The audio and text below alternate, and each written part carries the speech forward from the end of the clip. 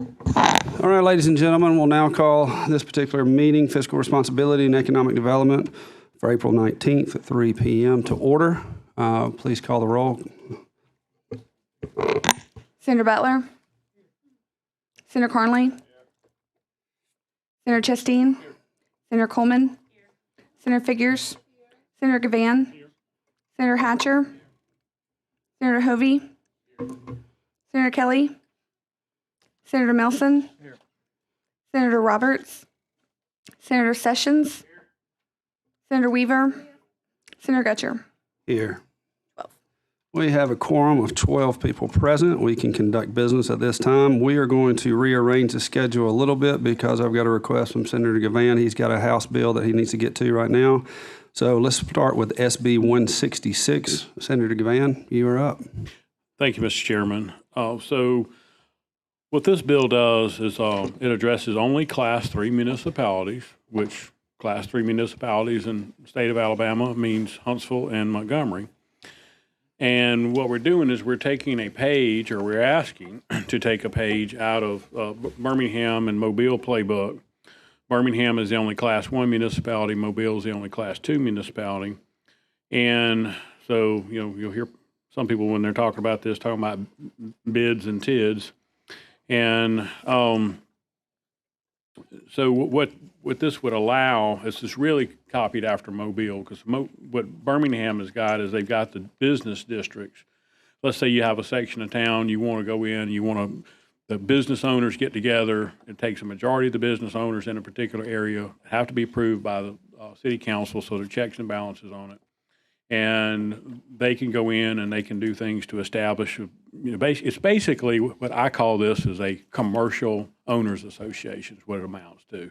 They get together, they set up their own board of directors, and then they can impose, rather than a homeowners assessment type fee in a homeowner association that a lot of us are accustomed to seeing, there would be a tax there that, or you call it whatever assessment, it's a tax, that they would agree to, and that would be plowed back into the district. That might look like extra security, that might look like landscaping, that might look like,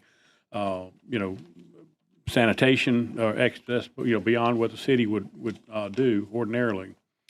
And then, so that Birmingham does that piece of the pie. And then the other portion, as far as like the hotels, would allow the hotels to be able to do, basically, do an assessment that's going to promote tourism, and it's going to be mandated that it goes to tourism, and that also requires a vote. And that is what Mobile has both of those aspects. And so I know there was a question one time with the counties, and they've gotten clarification on that, and so they're at ease about how this is handled. Mr. Chair, make a motion. Yes. The bill favorable. Thank you, Senator Sessions. So we have a motion from Senator Sessions. We have a second from Senator Hatcher. Any further discussion? Having none, we'll do a roll call vote to have a clean vote. Senator Butler? Senator Carnley? Senator Chasteen? Senator Coleman? Senator Figures? Senator Gavan? Senator Hatcher? Senator Hovey? Senator Kelly? Senator Melson? Senator Roberts? Senator Sessions? Senator Weaver? Senator Gutcher? Aye. Mr. Chairman. Yes, Senator Hatcher. If I may, I just wanted to thank Senator Gavan for bringing this bill. It's a good bill, and I have to vote on it. Thank you. Thank you, Senator Hatcher. That bill passes to SB 166, 13-0. I did not say this earlier. We do have a public hearing at the end, which is SB 130. I am putting that still at the bottom so we can get these other bills, because these are the governor's bills that for the incentive package at the top. And then we're going to work, and we're going to get all the way through this whole agenda today, though, and we're voting on everything on this agenda. So we're going to hustle. If you've got something to say, I'm going to have to limit us a little bit, but we're going to have discussion and get going, okay? Having said that, we're moving up to the top. HB 240.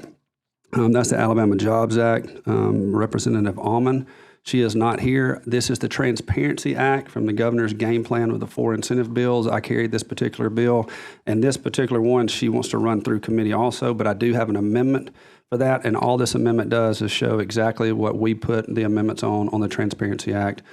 All right, so we have a motion to approve. Senator Butler, have a second. Senator Carnley, any further discussion? Having none, all in favor of using previous rule without exception? Aye. So if that's the case, 13-0, that bill passes. HB 240 passes with a 13-0 vote. Next is the HB 257, Representative Garrett. That's the Site Evaluation Economic Development Strategy, otherwise known as SEEDS. This particular bill is the exact same bill that we've already passed. Move for favorable. Senator Carnley, second. Senator Figures. Any further discussion? Using previous rule without exception, please say aye. All opposed? That also carries 13-0. Thank you for both of those. SB 94, Senator Weaver, you have the floor.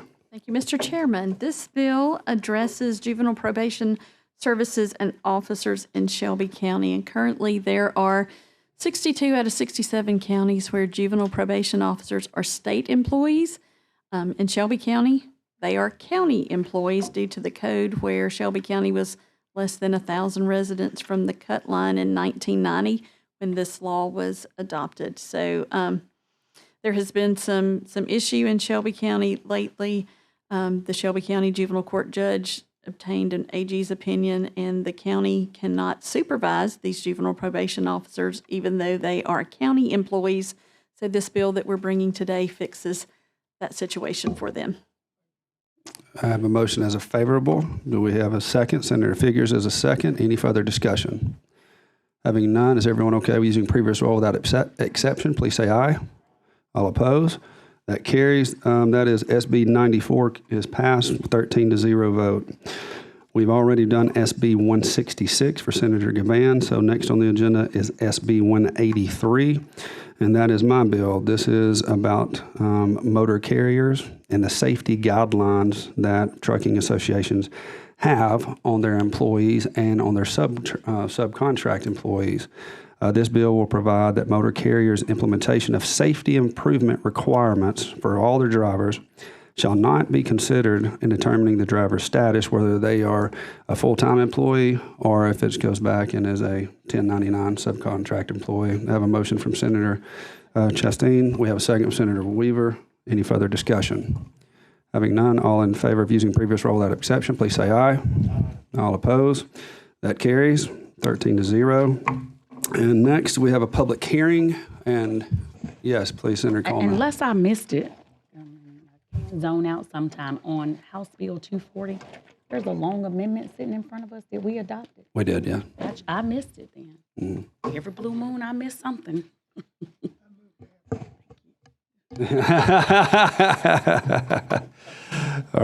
Thank you. We did it very quick right after that, so I apologize. But we did. SB 130, we have a public hearing, and as anyone would like to speak, we had a sign-up sheet, and we had a few emails saying that we were going to have people speaking on this. All right, having none that I see in the audience, then we have opened that public hearing. Is there anyone else? And if saying that, we are closing that public hearing for the public. We will start on our discussion in the committee, if that's okay. So SB 130. Senator Figures. Thank you, Mr. Chairman, and thank you for putting this bill on the agenda. As many of you know, I've introduced this bill, I think maybe a couple so years ago. We ended up with 28 co-sponsors at the time. But this bill actually started out a few years ago, and it was a bipartisan effort by myself and the late Representative Steve McMillan. It was drafted, and the idea of a former Alabama State Bar Association president, Samuel Crosby, who is an attorney down in Baldwin County. So it is moved to this committee now, and I wanted to tell you something a little bit about what we're doing. We're trying to separate the holidays of two men whose ideologies were totally separate from one end of the totem pole to the other. One believed in justice and fairness for all, and another one believed in slavery, was an owner of slavery and all, and did not believe in justice for all. And we want to separate them. We cannot move Dr. Martin Luther King's birthday to his actual, to his death date, if you will, in April, because, of course, General Lee's birthday was a state holiday before Dr. King's birthday became a federal holiday. And since it's a federal holiday, we cannot move it. But we can move General Lee's birthday or his celebration day to his death date, which happens to be Columbus Day, which also is a federal holiday, which means we do not have to create a new state holiday because we already celebrate that day where everybody is off as well. But what some of you may not know is that when the Martin Luther King holiday bill was passed in 1983, it passed the Senate by 12 votes. Even Senator Strom Thurmond voted for that bill, and it was signed into law by President Ronald Reagan. And today, Alabama and Mississippi are the only two states in this nation that do not celebrate General Lee and Martin Luther King's birthday on the same day. So all I'm asking is for it to be separated. And if I might, Mr. Chairman, I just want to read this. This is an excerpt from an article from David W. Marshall, who is the founder of the faith-based organization, the Reconciled Body, and author of the book, God Bless Our Divided America. And he wrote this January. Both men, Dr. King and General Lee, are considered to be American icons, but for opposing reasons. The joint celebration is truly a contradiction of ideology. Would a person who admires Robert E. Lee and what he stood for as a Confederate also be an admirer of Martin Luther King and what he stood for as a civil rights leader? In many ways, the South has never gotten over the Civil War. Robert E. Lee will always be a timeless hero throughout the South, despite leading an army that conducted slave hunts of free Black Americans, despite being a slave owner who ordered his slaves whipped and families separated, despite leading a Confederate army that slaughtered Black Union soldiers while attempting to surrender. After the war, he continued to fight against efforts to give Black Americans their rights as citizens. While Lee continues to be seen as a Confederate leader worthy of appreciation, does it matter to Southerners that he was indicted by a grand jury in Norfolk, Virginia for treason? The grand jury charged him with wickedly, maliciously, and traitorously carrying on a war against the Constitution and the peace and dignity of the United States of America. I think it would do the state of Alabama very good. It would help our economy as well if we were to pass this bill separating those two holidays. And whoever wants to honor either man will have their own day. So with that, Mr. Chairman, I would like to encourage my fellow committee members to give this bill favorable report. If there are no questions. Any questions for Senator Figures? All right, any further discussion? We have Senator Figures as favorable. We have Senator Hatcher as second. All in favor for the bill, please say aye. All opposed? Nays have it. And after that, Mr. President, Mr. Chairman, would you take a roll call vote, please? No, I'm not going to today. Thank you. You're not. So let it be noted that the Democratic African-American members voted aye, and the white male Republican members and, assuming the white female Republican, voted no. Thank you so much, Mr. Chairman. Thank you so much. We are adjourned.